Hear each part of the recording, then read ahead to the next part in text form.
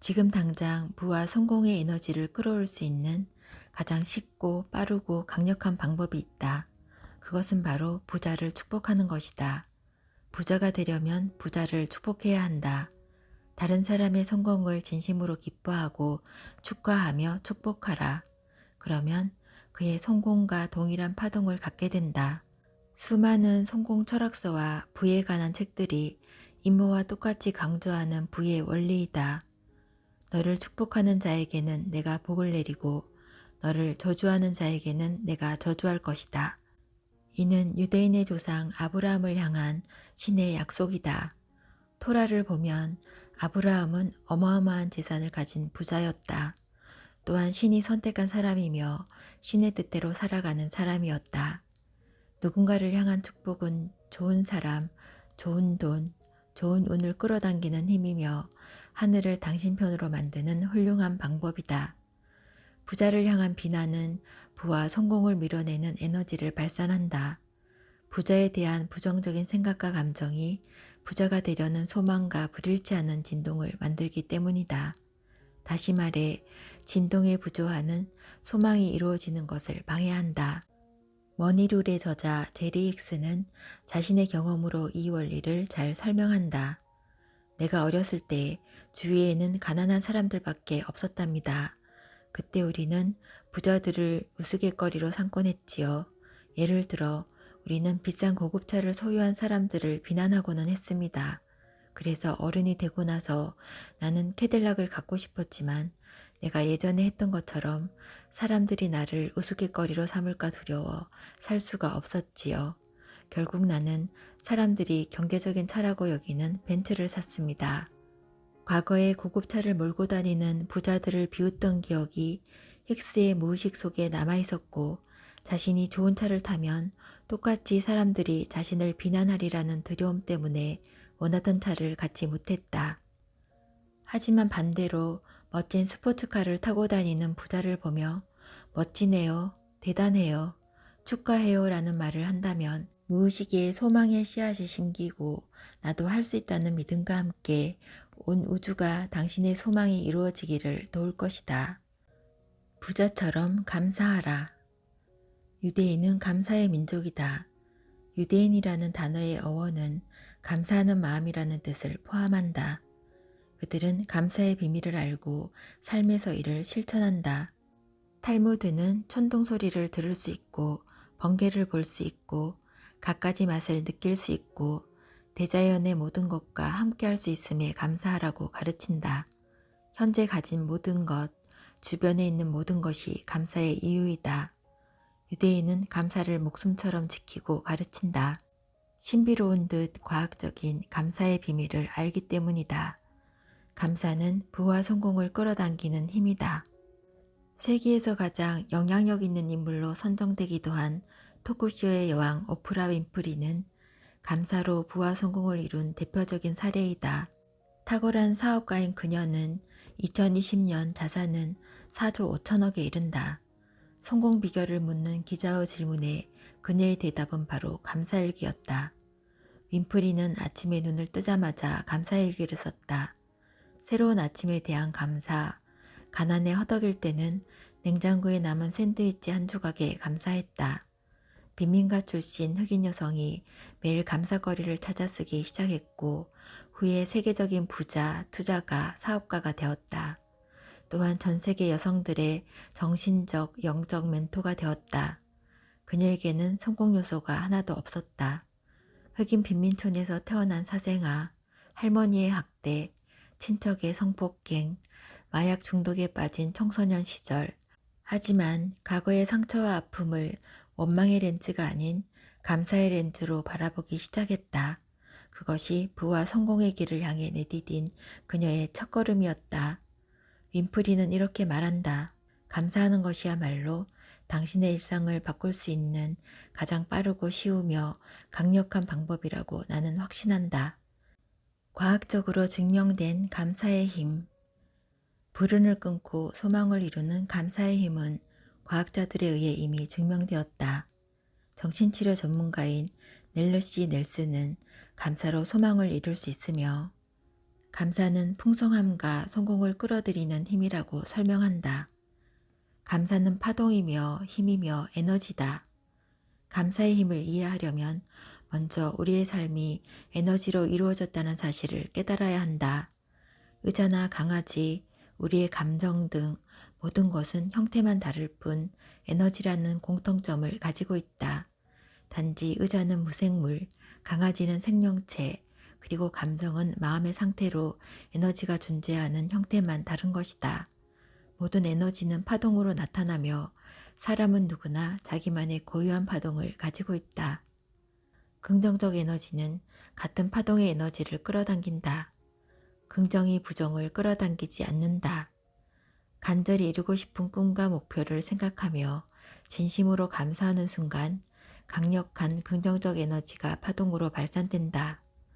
발산된 감사의 파동은 다른 긍정적 에너지를 끌어당긴다.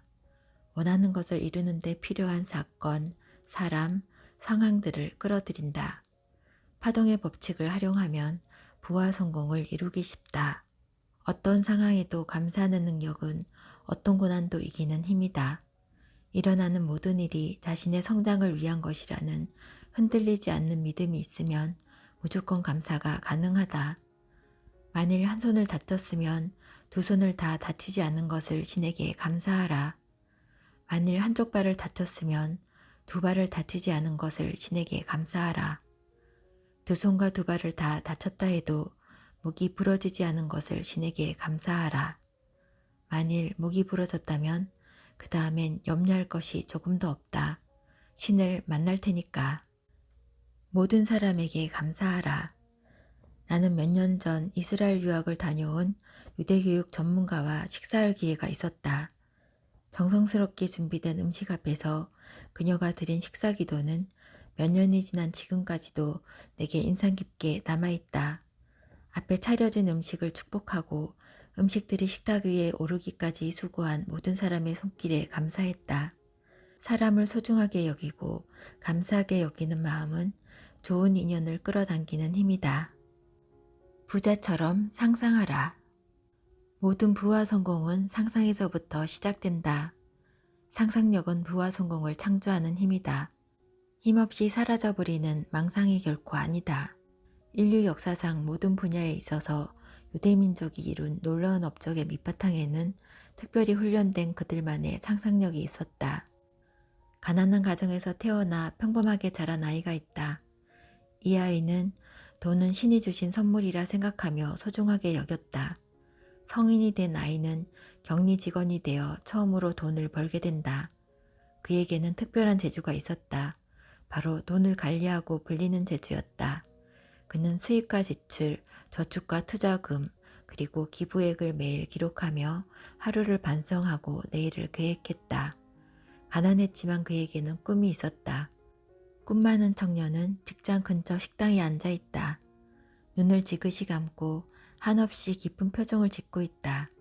그에게 돈이 통장에 들어오는 상상을 하는 중이다. 훗날 그는 세계 최고의 부자가 되었다. 빈민가 출신 남자가 눈을 감은 채 공원 벤치에 앉아 있다. 그는 상상력을 발휘하여 새로운 문화를 창조 중이다. 도시 한가운데 지식인들이 모이는 오아시스 같은 공간이 있다. 커피를 파는 가게다. 의자는 폭신하고 조명은 아늑하다. 그윽한 커피 원두의 향은 카페 공간을 넘어 거리의 향기가 된다. 사람들은 이탈리아 고급 커피를 마시며 이 공간에서 로맨스와 상상을 경험한다. 그는 훗날 작은 커피 브랜드를 세계 최고의 카페 브랜드로 성장시켜 최고 경영자가 되었다. 한 어린아이가 잠들기 전 눈을 감고 상상의 나래를 펼치고 있다. 나는 세계 최고의 부자가 되었어. 나에게는 돈을 버는 엄청난 능력이 있어. 부자가 되어서 나누는 삶을 살아야지. 멋진 세상을 만들어야지. 원대한 꿈을 품은 아이는 훗날 세계 최고의 투자가가 되었다. 세 사람 모두 세계를 움직이는 영원히 살아있는 위대한 부자들이다. 미국의 석유왕 록펠러, 스타벅스 CEO 하워드 슐츠, 세계 최고의 투자자 워렌 버핏, 상상력으로 현대인들에게 커피 문화를 선물한 하워드 슐츠는 유대인이다. 평범한 어린아이였던 슐츠는 상상력이 풍부했다. 한 사람의 상상력이 자신을 세계 최대 커피 프랜차이즈 기업의 CEO로 만들었을 뿐 아니라 전 세계인의 삶을 더욱 풍요롭게 만들었다. 스타벅스 전과 후의 커피 문화에는 상당히 차이가 있다. 현대인에게 이미 일상이 된 원두커피를 마시며 대화하는 카페 문화는 슐츠의 상상에서 시작되었다. 스타벅스 등장 전까지만 해도 커피는 피곤을 물리치고 잠을 깨우는 음료 정도였고 카페 역시 잠깐 들르는 가벼운 장소였다는 사실이 아주 먼 옛날의 이야기 같다. 상상력은 생존력이다. 상상력 하나로 죽음과도 같은 현실을 이겨낸 유대인이 있다. 빅터 프랭클이다. 빈에서 많은 사람들을 돕는 의사로 살다가 아우슈비츠로 끌려간 프랭클은 배고픔과 죽음의 공포가 뒤덮은 수용소 안에서 오늘 저녁은 뭘 줄까? 혹시 소시지를 줄까? 같은 사소한 문제에 끝없이 집착하는 자신을 보게 된다. 어느 날 자신의 이런 비참한 모습을 도저히 참을 수 없던 그는 생각을 바꾸기로 결심한다. 프랭클은 긴 의자에 누워 자신의 의식을 미래로 연결했다. 수많은 청중이 모인 강의실 교단에서 집단 수용소의 심리학 강의를 하는 자신의 모습을 떠올렸다. 현실보다 더 생생하게 느끼며 미래를 상상했다. 슬픈 이야기라고 생각하는가? 절대 아니다. 그의 상상이 그대로 현실이 되었기 때문이다. 1945년 해방 이후 그는 강제 수용소의 경험을 바탕으로 자신만의 심리학을 정립했으며 사망 전까지 활발한 강의 활동을 펼쳤다. 수용소 시절 긴 의자에 누워 상상 속에서 이미 생생하게 경험한 미래는 그대로 현실이 되었다. 그의 책 죽음의 수용소는 지금까지 많은 사람들에게 용기와 희망을 주고 있다. 언제 가스실로 끌려가 죽을지 모르는 최악의 상황에서 버틸 수 있었고 살아남을 수 있었던 것은 프랭클의 상상력 덕분이었다. 수용소의 처참한 현실은 그대로였지만 그는 이미 완전히 다른 존재가 되어 있었다. 상상 속에서 만난 미래의 자신으로 현재를 살았던 것이다. 이렇게 상상력은 그가 죽음의 공포로 가득한 수용소의 삶을 살아내는 방식이었고 원하던 소망을 이루는 방법이 되었다. 유대인 엄마는 교육에 있어서 타이밍을 매우 중요하게 여긴다. 특히 잠들기 전 들려주는 토라와 탈무드에는 아이의 상상력을 자극하는 흥미진진한 이야기들로 가득하다. 큰 물고기 뱃속으로 들어간 바나나 요나, 돌멩이로 거인을 용감하게 무찌른 꼬마 다윗, 목숨 걸고 유대민족을 구한 아름다운 왕비 에스더, 사자굴 속에서도 살아남은 현명한 다니엘과 친구들, 더구나 그 모든 이야기에는 보이지 않는 그들의 신이 등장한다. 아이들은 이야기를 들으며 자신만의 신을 느끼고 상상하게 된다. 유대인만의 특별한 상상력은 보이지 않는 신을 그리고 믿고 느끼는 것으로부터 비롯되었다. 상상력을 통해 창조적인 생각에 닿을 수 있고 상상은 현실로 바꿀 수 있다. 더욱 내 마음을 지켜라. 생명의 근원이 마음에서 나기 때문이다. 유대인의 지혜는 마음을 지키는 것이 가장 중요하다고 가르친다. 사람의 마음은 의식과 잠재의식으로 이루어져 있다. 의식은 생각의 영역 5%이고 잠재의식은 감정의 영역 95%다. 감정은 잠재의식과 소통할 수 있는 유일한 방법이다. 우리의 느낌만이 잠재의식에 전달된다. 잠재의식과 연결하는 감정이 우리 삶에 미치는 영향력은 실로 엄청나다. 따라서 마음을 지키라 라는 유대 교훈은 감정을 지키라는 말과 같다. 더욱 내 감정을 지켜라.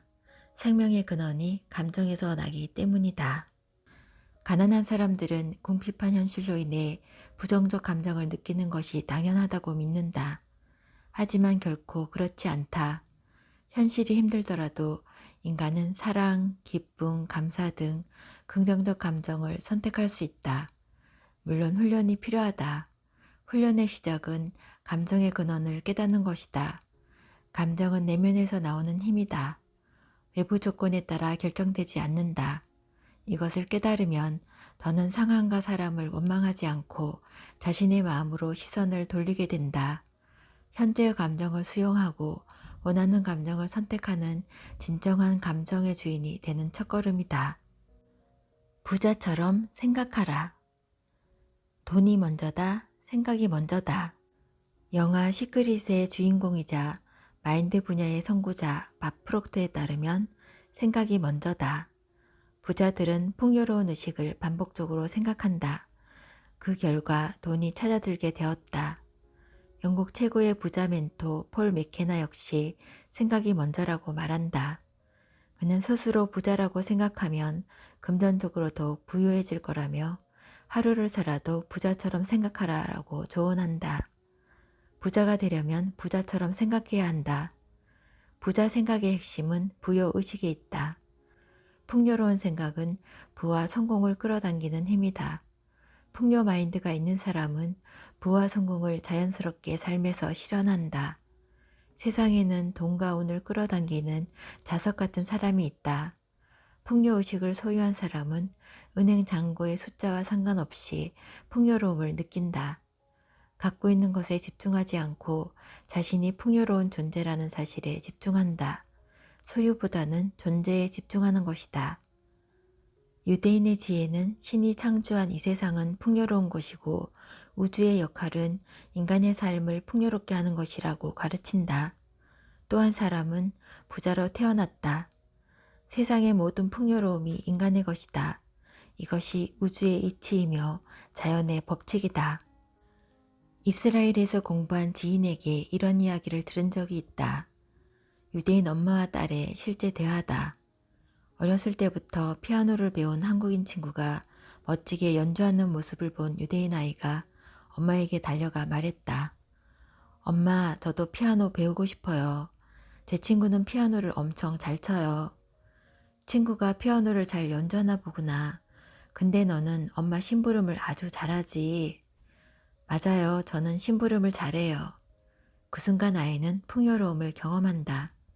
만약 엄마가 돈이 없어서 안 돼 라고 반응했다면 아이는 그 순간 결핍의식을 경험했을 것이다. 일상에서 풍요로움을 자주 그리고 많이 인식하는 것, 이것이 부자들의 생각 습관이다. 부자가 되려면 부자처럼 생각하라. 이는 예외 없는 부의 법칙이다. 부자 생각이 부자를 만든다. 책 읽기는 여기까지입니다. 여정민 저자의 유대인 엄마의 부자 수업이었습니다. 이 책에서 많은 부분을 할애해서 강조한다고 느껴진 부분이 있는데요. 유대인의 부자 마인드에 관해 다룬 부분입니다. 그 중에서도 부자처럼 감사하라가 있습니다. 부자처럼 상상하고 느끼고 생각하는 것은 굉장히 중요하지만 이 감사하기 부분은 정말 효과가 있다는 걸 저도 많이 느끼고 있습니다. 감사하기는 모든 부정적인 감정을 긍정적인 감정으로 변화시켜주는 능력이 있다고 생각되고요. 저도 매일 적용하고 있습니다. 저자는 누구나 부자가 될 수 있고 누구나 부자로 키울 수 있다고 말합니다. 모든 성공의 기저에는 지속과 반복이 있다고 합니다. 이 책에서도 그 점을 강조하고 있는 것 같습니다. 저자가 유대인들에 대해 깊이 공부하면서 알게 된 부자 되는 방법, 책에서 알려준 내용들 한번 적용해 보시면 어떨까요?